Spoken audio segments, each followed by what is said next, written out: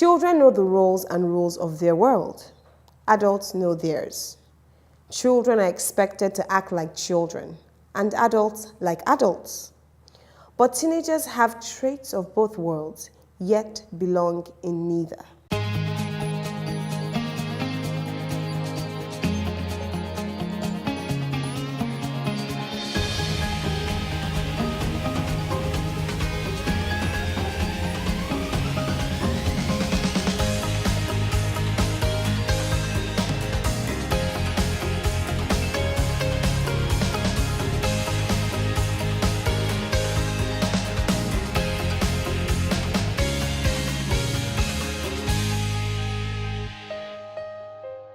Raising a child is not an easy task.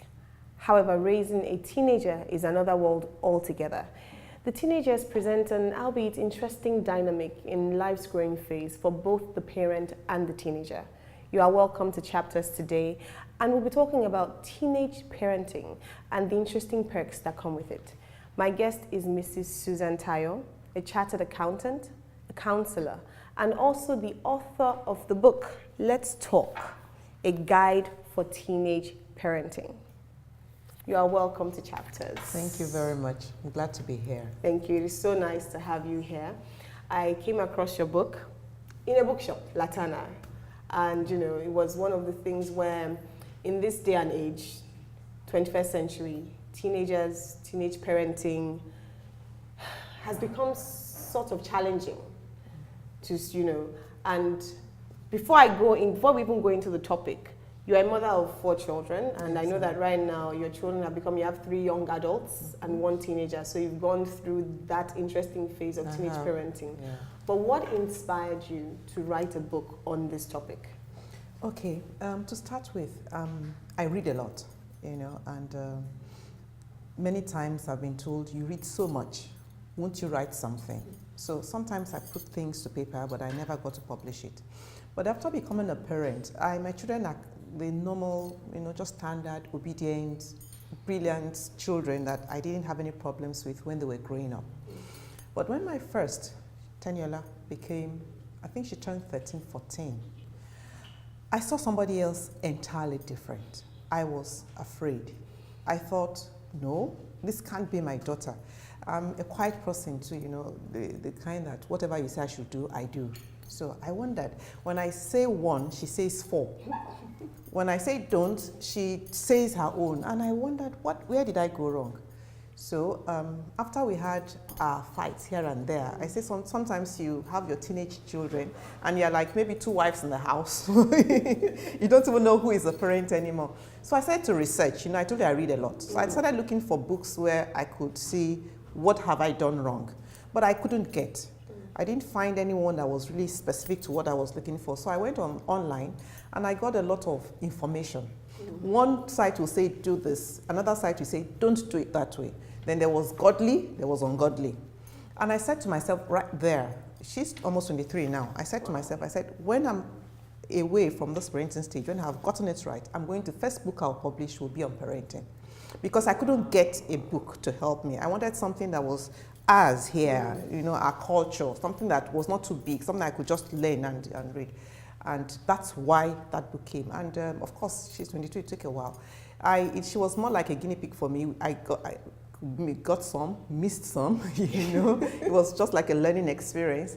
And interestingly, and then of course from the research, I was able to pick in one thing or the other. I tried some things worked, some things didn't work, but I was penning down. I was writing down, and from my experiences too, sometimes you learn by painful experiences.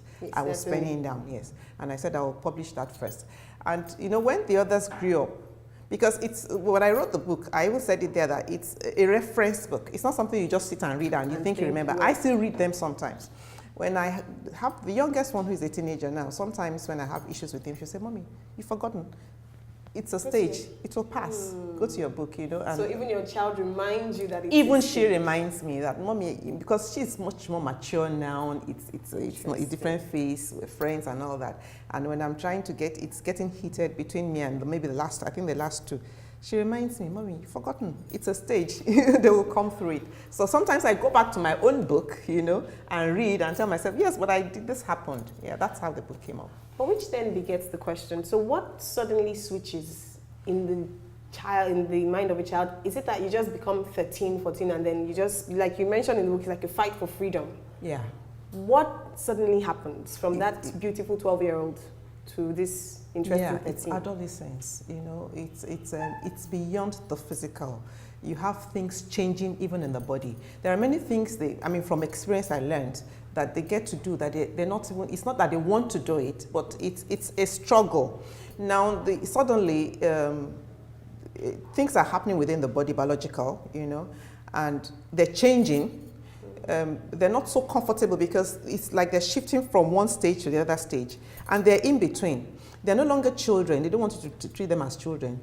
And they begin to look more like adults, but they're not developed on the inside. So what happens to sometimes what happens to us is that we see them, they're grown up, they look fine, and we think that, okay, these are adults, but they're not. And then also, okay, we say they're children, but they're not children. So it's an internal struggle, and it has to do with hormones. Even the hormones affect them. So that's why I said it's a learning experience. Parenting, when it's a baby, it's a toddler, it can be instinctive, but when they begin to grow, you have to learn. It's something you learn. I heard of a country where they actually have a parenting school. Wow. Yes, it's actually something you learn. It's not something that comes just naturally. We believe it comes naturally, and that's why we get it wrong. And then we begin to have it comes, you need to learn it. You need to understand what is happening with them so that you don't misinterpret the things that they do. And initially when Tenny went that way, it's, how the Yoruba said, I just put my hand on my hand, I said, thank you. I didn't want to, I said, what is this? But by the time I researched and learned more, I found that no, it wasn't towards me. She was growing. And it's impossible for her not to act out in particular ways at particular times. Children are different. Personality comes in. But there's still something different that will happen to them. Some will just withdraw completely into themselves. And if you don't understand it and you think, oh, they just got quiet. That's why you have some parents, they'll say the child is very quiet, well behaved in the house, and in school, he's the head of the course people there because they don't know, they just think he's quiet. But he's not talking, he's just gotten into himself. And that's why we need to learn these things and understand how to relate to them. It's relationship. That's what it boils down to. It's relationship. And it's also accepting them and understanding where they are at so that we can meet them. It's no longer, I'm the mom, I'm the dad, and you want to give your laws. No, that's not the stage to do that anymore. It's now creating and just forging a relationship with them and understanding them and trying to help them through that path so that they can go through it successfully. Certainly. Interesting. But I'll just pick, we'll almost talk through chapter by chapter of the book. But the first chapter talks about communication. And I find that sometimes that's really what suffers most. So the child that would come before and say, Mommy, Mommy, suddenly stops talking to you. And you noted in the book that it is usually the mother the teen first starts breaking from. Why? Because the mother has been there all the time. It's the mother who had the baby, it's the mother who breastfed her, it's the mother who is there. They say, don't do that, don't touch this. And they relate that to the childhood that's growing. And the moment they begin to feel that, oh, I'm becoming an adult, they want to move away. The mother is seen more like, she's been there for my childhood days. So now I'm becoming an adult. The child in exactly. So you want to relate less with her because she's still seeing you as that child who would just say, no, don't do that, don't do that. But then so you want to cut off. And usually, the dad is there sometimes. It's quality time. And the dad, because it's quality time, ends up showing some more respect. Not that the mother doesn't respect, but because the mother sees her doing or him doing too many wrong things too many times. So you keep talking and talking and talking. The dad doesn't see that. He comes home late in the evening, he has an hour or so with him or her. And so it's more quality. And that's why they just shift to the dad. Wow. Which would then take me to the next chapter, cooperation. So then you'd start talking about how to then begin to relate with them. But one interesting thing you talked about was the birth order. Yes. Which I think is an interesting dynamic. So the way that you would treat a first child might be different from a middle child, which is different from a last child. Can you just discuss that? Okay, yes. The first child usually grows up faster, is more mature, understands you more, and wants to be the good one, usually. Now, we're talking generally now. Now, they tend to, by the time they get to the teen age, because they're the first, they take up a lot of responsibilities. They think they're in charge of the siblings, if the younger ones, if they have. They think it's their responsibility to make sure that the house is clean, because they are the oldest or the older one if it's two, and you've always been talking. And what happens there is that they get caught up in, I have to do this, I need to do this, I'm responsible for this. If this one does not happen, it's my fault. The parent has to be very careful here. It's my responsibility as a mother or as a father to train the children, not the older sibling. So at this stage, you need to reduce the burden, appreciate what they have done, and let them know that, see, you don't have to take all the responsibility. Do what you can. You're still growing yourself. The rapport comes, but you see, what mothers do is, I'm going out. Take care of everybody. Moji, make sure that everybody is fine, make sure that the food is ready and all that. Yeah. It even worsens the situation. And then they can, sometimes they withdraw. Sometimes they think that they haven't done what they ought to do. They could not do everything. And they're still growing. They're still children themselves. And they may even stop talking with you. In their minds, they're like, they have failed you. That's usually the first one. You know, so it's now developing rapport is talking more with, and then ensuring that you don't put all the responsibilities. And even when they do something, appreciate. Don't expect them to do everything. And let them know that you don't expect them to do everything. And that they are still growing themselves. They are your child. It's still your daughter. It's still your son.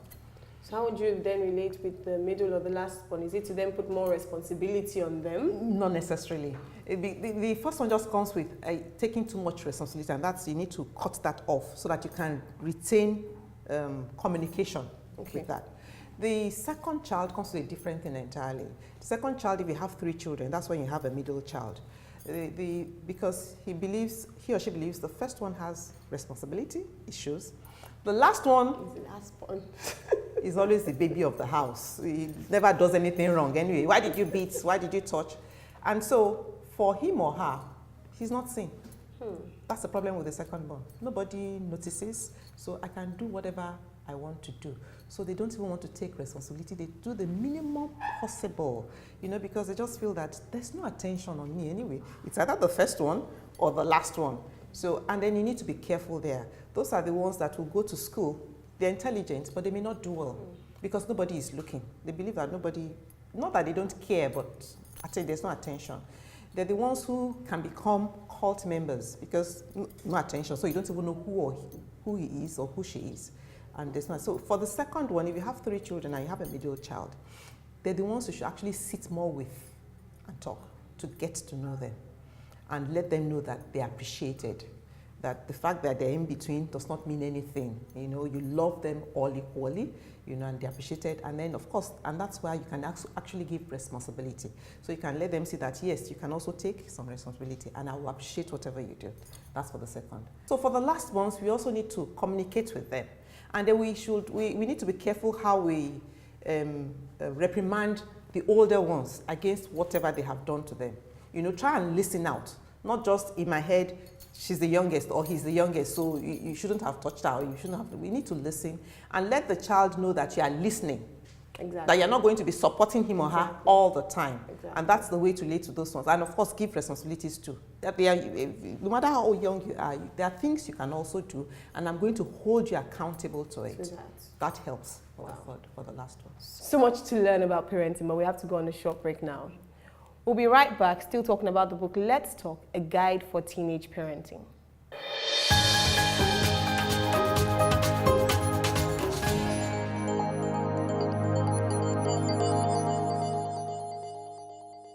Yeah, welcome back to Chapters, and today we're talking about teenage parenting, how to handle the interesting age of 13 to 19 amongst our children. And my guest is still Mrs. Susan Tayo. So now, going on in your book, you talk about discipline. And discipline is a very tricky area, especially for teenagers, because this is the point where, like you said, adults or children, and this is where fights just begin in the house. How should you discipline teenagers? Actually, you don't even use the word discipline. Discipline can be arbitrary. You know, discipline or punishment is arbitrary. She or he has done something wrong, and you just think of something, because you're acting out in anger. Usually, you act out in anger and just thinking of, what can I do that she will feel very bad or he will feel very bad. It may not even related at all to what he or she has done wrong. And that's why we say we move away from discipline and punishment to consequence. Consequence, yes, that's what you do. And so I say that, I advise in the book also that you could have a roundtable conference, because as adults and not in their own generation, I could sit down and say, what if he or she comes late after curfew? What do I do? You need to think these things through, not just act on the spur of the moment. It doesn't work. That's when it becomes heated. And it's something that they should even know. When you do this is the consequence. So they should already know beforehand. Beforehand, it makes it easier. I mean, when my children were growing up, we had the star thing. If you do something nice, you get a star. If you do something wrong, we had all sorts of things. But we always sat down and agreed together. Maybe you have 10 stars at the end of the week, you get a raise in your pocket money, or you get something, or you go visit a place. And then if you have below a point, then you take extra chores for that week. We had all sorts of things, but we agreed together, so it was smooth. Teenage parenting these days, I tell people should start from 8 years old. I mean, I flowered at 13, 14, but those days are far gone. I see 8 and I think they're 10, 12. Yeah. So if we're talking teenage, don't think in your head 13. At that time, it's almost too late to do anything. So start thinking once they have gone off 7, they're 8, 9, then you start immediately. Your parenting style at that time should change. You're beginning to want to know who this person is. It's no longer, I know when this person has done something wrong, I have to correct. It's who is this person? What makes this person tick? What does she like? What does he like? Begin to do that communication thing. Don't wait until 13. And even at that age, when I say you start from 8, it also means that even from 8, I know the Bible says spare the rod and spoil the child, but no, it's no longer rod. I mean, you can use your rod 1 year, 2 years, 3 years, because they cannot remember. 4, 5. When the child is hitting 8, it's more of communication. And then your consequence starts. You can have the roundtable discussion right from when they are 8, and you sit down together. Okay, guys, let's talk. People have to have a family vision. I know that's not, but you need to know what your family is about. You need to know the values of the family. Those are the things you are teaching them. So based on those values is how you decide when somebody has done something wrong, right? Is it responsibility or whatever it is? And then you sit down together. When you do this wrong, what do we do? What happens to you? They come up with very interesting things, and they agree. In fact, before you say anything, they are agreeing. And you find that what they have agreed to is actually very good. In fact, maybe tougher than what you would have decided if you sat yourself to make that decision. Interesting conversation. And I like the fact that you said not discipline, but consequence. But that brings me to the next thing, and which was one of the chapters as well, on sexuality. And you even titled it Sexuality and Self-Esteem. And you tied those two together. And like you said, it's biological, it's hormones, breasts are growing, boys are growing. How does a parent help a teenager in that area? Once a child can talk and communicate, there are things that you want to tell the child about him or herself. That's in the book. We don't want to go through all that now. And so when the child is approaching puberty, and like we said, not 13 now, we're talking about discussions exactly with your children. It's part of what you're going to tell them. Their bodies, you start to let them know their bodies will change even before it happens. They hear a lot of things in school and in other social media that if you think that because you have not said it to them, they haven't heard it. They've heard it and they've heard it wrongly many times, different things that they would hear. So it's better for you to say to them. I tell people that even if a 2-year-old comes to ask you, Mommy, what is sex? Tell her what it is. The moment a child can ask a question, then the child is ready to listen to the right answer. And I don't want to get into that because of our time, because there are things that have happened that makes me say that too. So you begin to tell them about their bodies, that their bodies are going to change, they're going to grow up, they're going to be coming to look more like mommy or look more like daddy, and use the words, use the exact words. Don't try to make breast orange. Exactly. Or mammary glands or something, or the thing or whatever it is. Use the right words with the children and let them know. And let her even know, or him, that you understand that there will be attraction. Opposite sexes attract. It's a natural thing. It's not something you want to shout about. It's natural. I told my kids that even in primary school, there was a young boy I liked. How old was I? I was maybe like 9 or something. I was in primary 5 or something like that. And there was a Lawrence. I remember his name very well, so you can imagine. I really liked him, but he liked a Florence. You know, so it's natural. So it's not something that you can't tell mommy about, or you can't tell daddy about, whoever they're comfortable with. And once they're prepared for that, it doesn't take them unawares. It's when it takes you unawares that you begin to think that, oh, this is something too special.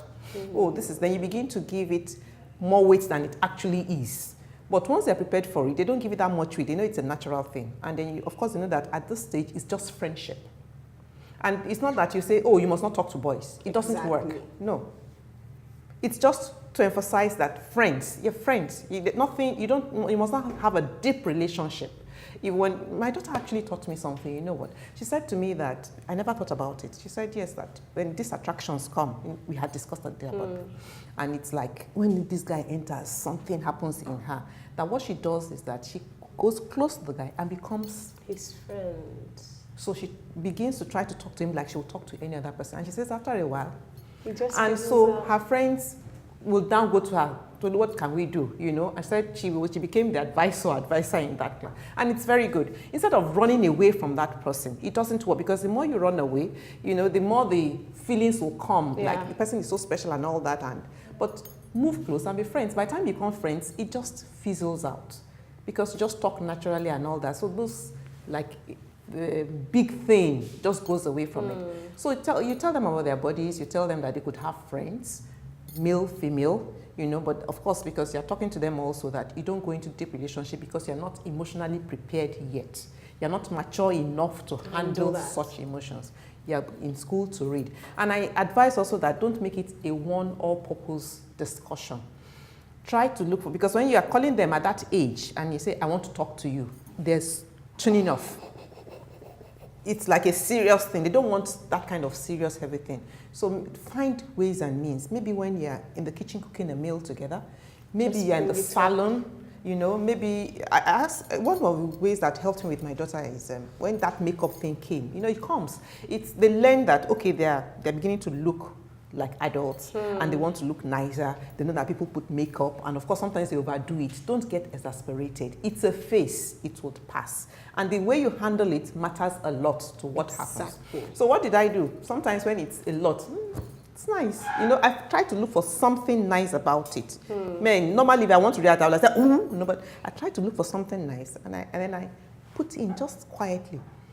But you know me, you know mommy, I love your natural look. It's really so exciting, much more exciting. I have not condemned her look. And then I step out and I say, does this match? Asking their opinion. They are very smart, even from 8, 9. I'm the one dressing. I'm dressed, and I ask her opinion. You begin to build that rapport. Mommy, it's nice. Oh, mommy, it's not nice. And because you have built that rapport, next time she steps out, she says, mommy, is this okay? She would have asked you if you did not. Because we're the parent, we should make the first. Don't wait for them to come talk to you. You are the one to create avenues to talk. But you know, one thing I liked, which you also mentioned in the book and which talks about now, is how you react when they come to tell you, even things that, you know, I don't know if it's a Nigerian thing, we generally overreact. So, you know, mommy, this, and then, hi! What's the appropriate reaction or response that you should give to a teenager? Yes, naturally for us as parents, the tendency is to overreact, because we're just human beings. So I can't tell you don't. I tell you, make that reaction internal. It's just, I mean, your daughter comes to say something very off the cuff, or your son says something, be glad you don't make the reaction. Don't say it, because it's something you will have learned, you'll have thought about it. So sometimes when I'm doing like, on the inside, I don't show it on the outside. I put a smile. Okay. I'm trying to get myself to, yeah, that's true. Oh, that's true. And then it now depends on if they're finishing with asking a question, or if there's just still talking, allow them to talk. Don't react and cut them off. And when you react and cut them off, they don't come back to you, you know. Exactly. And even what you have not said or done, they think that you're already condemning them. You might not have, maybe you were just shocked. So allow them to also speak. I discovered that sometimes, because we think we know the right answers, we don't even allow them to finish talking before we begin to respond. I already know what I want to say to you. You're already talking of a boy. I know I want to tell you, be careful, be careful. No, you don't do that. Listen completely. And try to, in the new book, it says shared communication. When you finish listening, try to ask. You know, repeat what you understand by what that child has said. Teenage parenting is a critical stage of parenting. If you miss it, you can miss it for life. The child or the son or daughter may never come back to you anymore. Sometimes you are lucky that they become 24, 25 and they come back. But so you don't want to miss it. And also I say that when you get it at that stage, it's a much more stable society. It's very important and it's learned. So listen, and then when you finish listening, ask, this is what you were saying and this is what happened. The child knows you were really listening and not judging. And when you have listened, then you respond. By the time you are doing that, you see that you're already calmer, and then you can respond and answer the question or give examples. And don't talk too long. Don't talk too long. Don't preach. When it's long, it becomes preaching. They're off. They switched off. They won't come back. Like I said, it's a learning process, and you must be conscious. For anybody who already has the book, that's a first step. That okay, you want to learn, and then you're not going to be perfect the first day. Allow yourself mistakes. You grow at it. You grow at it. Yeah. Wow, so much to learn. But we have to go on a short break now. When we come back, still much more on the book. Let's talk teenage parenting, and just like she said, a critical point in life. If you miss it, you might have missed it forever. But just in case you think you've missed it, we'll come back and see what are the steps that we can take to get back on the right track. We'll be right back.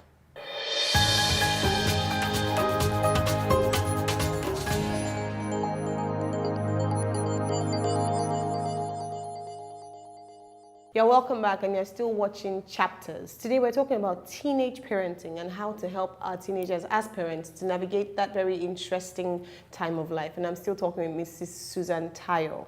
So one of the things I like that you mentioned in the book is how to identify the problem. Because a lot of the times parents think it's the teenagers that have an issue. When you explain to them, what do you might identify the problem? Okay, like you shouldn't say, you're a liar. You don't attack the personality. It's the issue or the vice you talk about. You don't tag people. You shouldn't tag your children at all. Or you're a thief. You don't do that. Or you're very rude. You're a rude person. You don't do that. You attack the action. Or you know what? I think the way you spoke to Mrs. Tayo yesterday wasn't very polite. She might have termed that you were a bit rude to her. It's the action. And that makes them want to either apologize or to explain. But imagine if I just said, you were rude yesterday. They won't say anything. Just walk away. I mean, if you don't even get some eye rolling and all that, and then some mumbling and grumbling. So you attack the issue. Because your children are good children. They're good gifts from God. And you don't want to name them things that you don't want in them. You know, there's a power in the tongue. And when you're relating even with adults, everybody, somebody has done something wrong doesn't mean the person is a wrongdoer. No, because sometimes it's interpretation. Many times our teenagers, young adults do things that they wouldn't have read the way you read it. So times that they even communicate and it sounds like they are rude, they weren't thinking of it that way. Like I tell you, they look like adults, but they're not as developed as adults. They don't think that deep, you know, as we are because of our own experiences. So when you attack the issue, it helps them to be able to explain to you why it happened that way. Or sometimes when they know that it was actually wrong, they could say, oh, I'm sorry. Because, and also our tone of voice, the way you talk too matters a lot to them. What you want to do is keep the relationship going. It's not like a friend where, well, if you're no longer my friend tomorrow, too bad. This is child-parent relationship, and you want to keep it for life as long as you're alive. So that should be at the back of your mind, that you cannot afford to throw this person. You don't throw the baby away with dirty water. Exactly. So it's just the issue. Whatever has happened, I think that, you know, the way you spoke sounded rude, or, you know, the way you took that thing without asking me is not proper. It's not proper.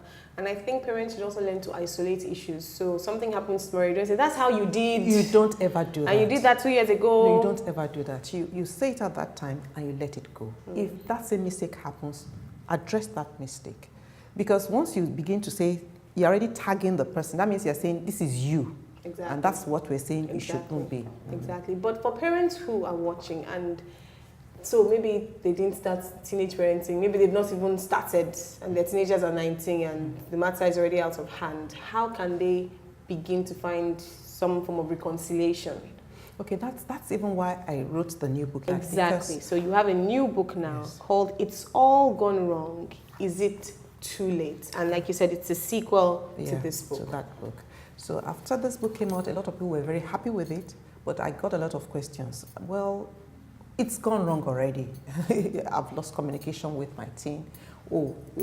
My teenage daughter suddenly came home pregnant, and this can't help me anymore. Yes, I can talk to other people, and I had instances where people bought the book and left it. There was somebody in an office, he bought the book, left it on his table. He came back and met another colleague, a young girl, crying. And he started asking, what's the problem? She said she just read that book. Let's stop. He said, so? She said, I wish my parents knew, and that a lot of things went wrong, that she just acted out. It wasn't her, but she just wanted to show them that she could, and that those things she can't change anymore. Yeah. That this is a very good. So the guy came back and put 10 and gave out to people. And so I said, well, it's not too late. It's not too late. You can begin to start. I mean, there's a journey, you can start a journey anytime. Exactly. Yeah, it's a bit more difficult for you, but you can still connect. And that's why you need to get that book. For instance, you have a son who's not been talking with you. Sure. How do you start? Sure. Start to do little things, little nice things that you know that the child likes. Even without him asking. I'm not saying go and buy a car or whatever, but tiny gestures. It may not even be items. Smile more. Say hello. You said he's not answering. He may not answer for a while, but continue. Keep at it. Keep at it. They're human beings. At a time they would break. Oh, why? And then sometimes they actually react out. Like, please don't do this with me. Like, so you want to start this now. But you know that you had gone wrong, and you know that you're the one who is trying to get the relationship back on the normal course. So you still keep at it for communication. And then you must now learn by reading and researching what are the kinds of things that you even discuss with your young adults. If all you say to them is, you didn't do this, you're supposed to do it that way. What are your grades in school? Did you get A? Why did you get B? If all you're talking to them about is what they should do or what they shouldn't do, then why would they want to keep up communication with you? Have you actually tried to sit back and learn who are they? What makes them happy? What are the things that they like to do? They're no longer kids now. You may not even know. I mean, then they can discuss with you. You can ask, let's go watch a film together. What would you like to watch? He or she tells you, begin to know the kind of, the type of films they want and the kind of things they like. Would you like us to go shopping together? You can take your young teenager on shop. They love to shop a lot. And when you get there, just close your mind. Give her a budget. But don't go on saying you can't buy this. Just give her a budget. Now I'm allowing you 25,000. Buy what you like. Because you're trying to build relationship. Let her go on. And when she comes, Mommy, is this nice? It looks nice, but I would really not really want to go for that. But if you think it looks good on you, it's only when it's extreme.